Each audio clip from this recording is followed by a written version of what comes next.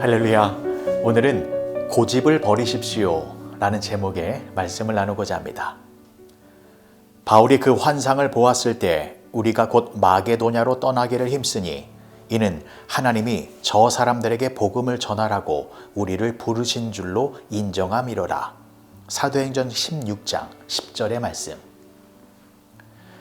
2차 세계대전 중에 미국이 히로시마에 원자폭탄을 투여하기 며칠 전에 미국은 일본에 전단지를 먼저 배포했습니다. 내용이 뭐냐면 며칠 뒤면 이곳에 원자폭탄이 떨어질 테니 50리 밖으로 피난을 가라 라는 내용이었습니다. 근데 그 전단지를 보고 4종류의 사람들이 생겨났다고 합니다. 첫 번째는 웃기고 있네 하며 무시했던 사람들입니다. 두 번째는 그래? 그러면 방공호에 피하면 되겠지 라고 안일하게 생각했던 사람들입니다. 그리고 세 번째는 50리까지 갈 필요가 있겠나 하면서 30리 밖에 있는 그러한 연고지로 대충 피난을 간 사람들입니다. 그리고 네 번째는 이 전단지의 말대로 50리 밖으로 피난을 간 사람들입니다. 결과가 어떻게 되어졌습니까? 전단지의 내용을 무시하고 내 고집대로 행동한 사람들은 큰 피해를 당하게 되었고, 전단지의 말대로 순종한 사람들만이 안전하게 살 수 있었습니다. 이처럼 정말 중요한 시점에서는 내 생각을 버리고 명령에 순종하는 모습을 보여야 합니다. 바울의 선교팀은 아시아에 가서 복음을 전하고 싶었습니다. 그런데 성령님은 그 바울의 선교팀을 유럽으로 부르셨습니다. 하나님의 생각과 바울의 생각이 달랐던 것입니다. 자, 그때 바울은 어떠한 선택을 했습니까? 자기의 뜻을 버리고 하나님의 뜻에 순종했습니다. 바울에게는 유럽보다는 아시아가 더 익숙하고 편리한 곳이었습니다.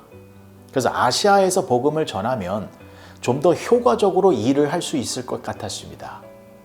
그래서 아시아에 들어가려고 수많은 노력을 했지만 성령님께서 그때마다 허락하지 않으셨습니다. 사도행전 16장 6절과 7절의 말씀을 보시면 성령이 아시아에서 말씀을 전하지 못하게 하시거늘 그들이 부르기아와 갈라디아 땅으로 다녀가 무시아 앞에 이르러 비두니아로 가고자 애쓰되 예수의 영이 허락하지 아니하시는지라. 이처럼 성령님께서 바울이 가고자 하는 길을 계속해서 막으셨습니다. 그래서 바울이 낙담하고 있을 때에 하나님께서 바울에게 한 가지 환상을 보여주셨습니다. 그것은 마게도냐 사람 하나가 이리로 건너와서 우리를 도우라 라고 말하는 환상이었습니다. 마게도냐는 낯선 땅이었습니다. 불편하고 안전한 곳이 아니었습니다. 하지만 바울은 그 환상을 본 후에 즉시로 그곳으로 가기로 힘을 썼습니다. 오늘 본문의 말씀을 다시 보시겠습니다. 바울이 그 환상을 보았을 때 우리가 곧 마게도냐로 떠나기를 힘쓰니 이는 하나님이 저 사람들에게 복음을 전하라고 우리를 부르신 줄로 인정함이로라. 여러분, 이것이 바울이 가진 장점입니다.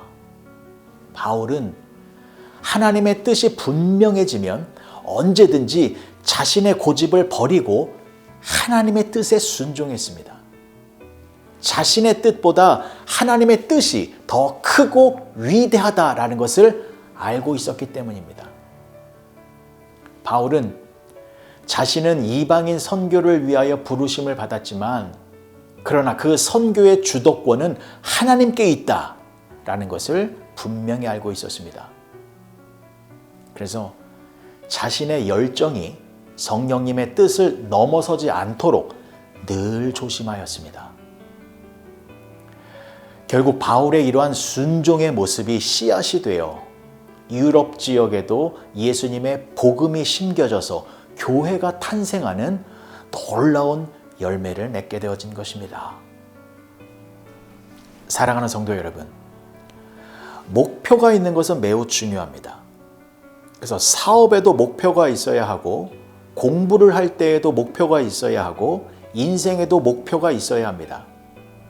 그러나 목표를 이루는 것도 중요하지만 그것보다 더 중요한 것은 그 목표가 나를 위한 것인지 하나님을 위한 것인지를 잘 생각해야 합니다.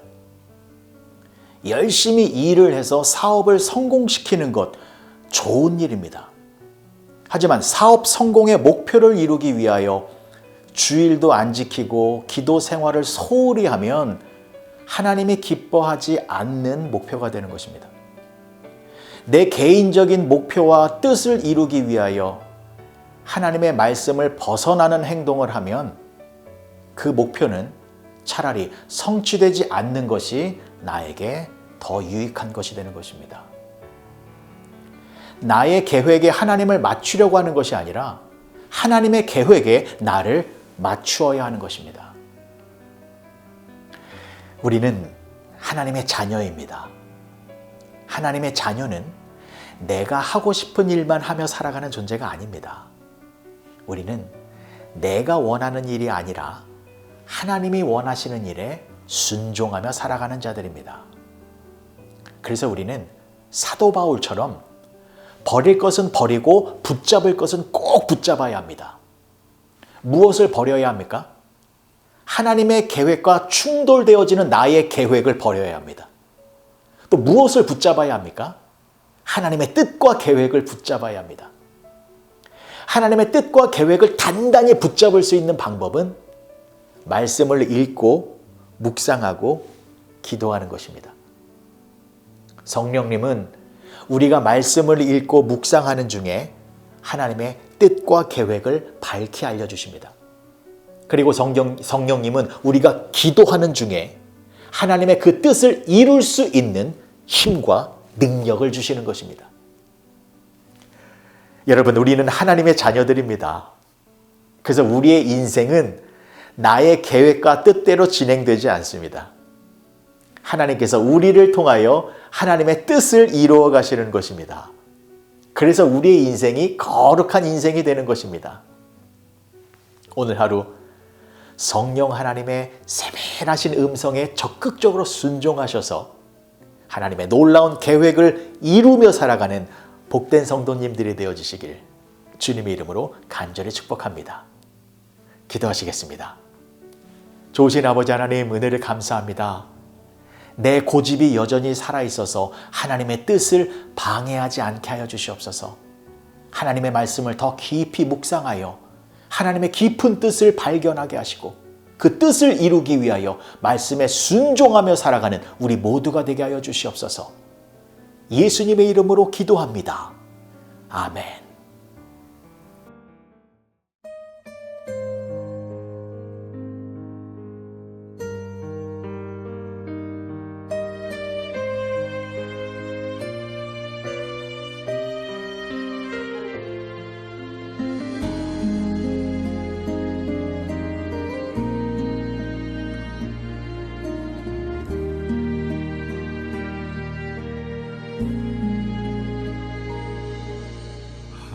하나님 계획은 오묘하셔서 우리가 측량할 수 없으며 하나님의 뜻은 분명하셔서 우리가 거역할 수 없도다. 하나님 계획은 오묘하셔서 우리가 측량할 수 없으며 하나님의 뜻은 분명하셔서 우리가 거역할 수 없도다.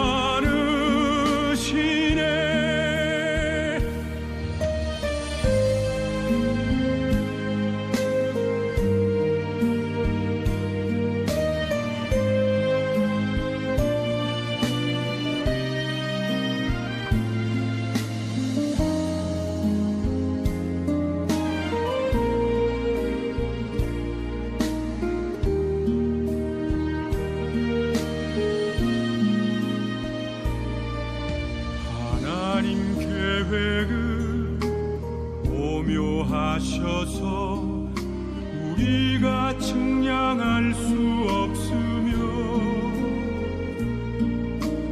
하나님의 뜻은 분명하셔서 우리가 거역할 수 없도다.